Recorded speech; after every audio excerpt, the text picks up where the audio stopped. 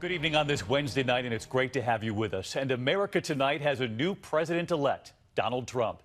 He will be the 45th president of the United States after a campaign unlike anything we've ever seen. And then an election night no one could have predicted. Donald Trump has never held office before, never served in the military. He did this his own way, and he won, claiming victory after 2:30 in the morning, promising to be a president for all Americans. Donald Trump sweeping many of the key battleground states and winning the Electoral College, surpassing 270 electoral votes. But Hillary Clinton ahead in the popular vote in this country. But of course, that's not how the system works. She was hoping to make history as the first woman president. Tonight, an emotional concession and supportive words for the president-elect. And we have just learned that President-elect Donald Trump will meet with President Obama at 11 a.m. tomorrow morning in the Oval Office. We begin tonight with ABC's Tom Yamas. The historic upset, so breathtaking, even the Trumps seem surprised, watching in Trump Tower as the election returns rolled in. Staffers cheering as they closed in on victory. And then it was over. Just before 3 a.m., President-elect Donald Trump helping his 10-year-old son Barron with his tie before leading his large family into a hotel ballroom. Down that staircase and onto the stage, greeted by throngs of elated supporters.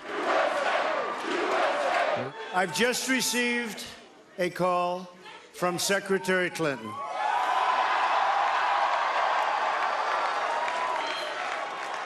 She congratulated us, it's about us, on our victory. And I congratulated her and her family on a very, very hard-fought campaign. I mean, she fought very hard. Gone were the bruising attacks of the campaign. The president-elect gracious to his former opponent. Hillary has worked very long and very hard over a long period of time, and we owe her a major debt of gratitude for her service to our country. I mean that very sincerely. After a campaign filled with divisive rhetoric against women and minorities, Trump now saying he'll be a president for everyone. To all Republicans and Democrats and independents across this nation, I say it is time for us to come together as one united people. For those who have chosen not to support me in the past, of which there were a few people, I'm reaching out to you for your guidance and your help. But Trump also vowing to deliver for his diehard supporters, the working class he courted. The forgotten men and women of our country will be forgotten no longer.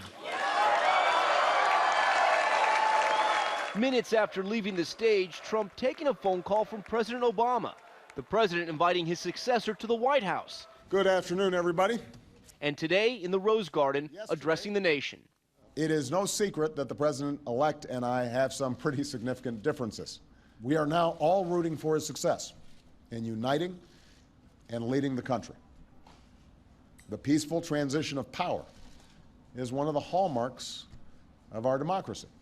And over the next few months, we are going to show that to the world. Also today, words of support and congratulations from both former Presidents Bush, neither of whom voted for Trump. George H.W. Bush wishing Trump well, quote, as he guides America forward. His son, George W. Bush, adding, we pray for the success of our country and the success of our new president. And Tom Yamas, who has covered every step of this Trump campaign, with us live from Trump Tower tonight. And Tom, that meeting between Donald Trump and President Obama happens tomorrow morning? That's right, and it's going to be an incredible moment because over the last few months, both these men have been hyper-critical of each other. But you heard the president there in the tradition of the peaceful transfer of power. They will meet tomorrow at 11 a.m. at the White House. Today, Team Trump has been so busy working into the night here at Trump Tower. We know Governor Chris Christie and Senator Jeff Sessions of Alabama have been leading that transition team.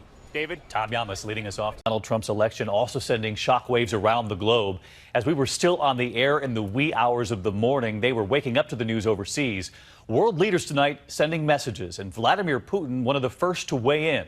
Here's ABC's chief foreign correspondent, Terry Moran. Today in Moscow, Vladimir Putin hailing the results and looking forward to a cozier relationship with a Trump presidency.